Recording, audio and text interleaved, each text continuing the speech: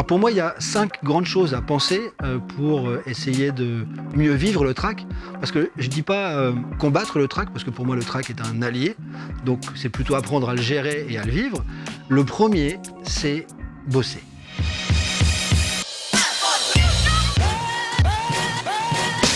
Donc bonjour, je m'appelle Romain Le Saffre et je suis donc l'auteur du livre L'étonnant pouvoir du track.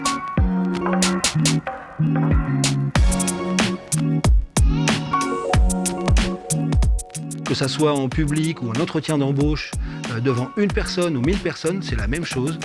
Il faut se préparer, donc c'est-à-dire savoir ce qu'on va dire, savoir comment on va le dire, même savoir comment on va s'habiller, si possible, dans quelle salle ça va être, quel est le timing que je vais avoir et respecter ce timing. Si j'ai 10 minutes pour parler, je time à l'avance ce que je raconte, pile 10 minutes. Quand on a le trac, on ne sait pas trop ce qui nous arrive. Notre corps nous joue des tours pile au moment où ça ne nous intéresse pas du tout. L'idée, c'est accepter qu'on a peur et que c'est normal d'avoir peur. Donc plus on va se battre contre le trac en disant « mais non, j'ai pas peur, mais c'est pas normal, mais je suis nul, etc. » plus ça va augmenter le trac. En fait, quand on a peur, on a tendance à avoir un souffle plus court. Le cœur s'accélère et on fait...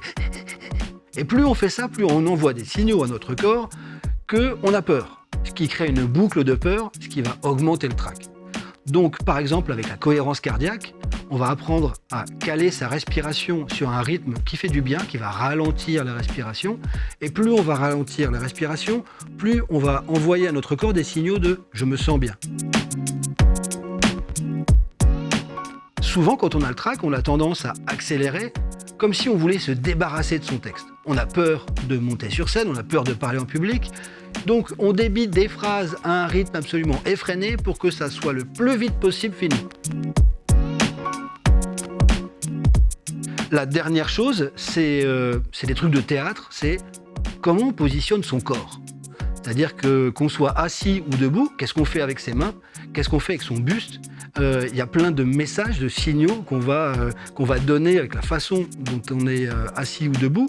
Et l'idée, c'est de sentir ses pieds dans le sol, d'ancrer ses pieds dans le sol, d'avoir conscience qu'on est là, qu'on est vraiment là et qu'on est là pour quelque chose d'important pour nous. Alors, en entretien d'embauche, le premier truc, c'est la posture. Je pense qu'il y a vraiment un truc de posture où je suis présent, j'ancre mes pieds dans le sol, je bombe le torse, je suis là.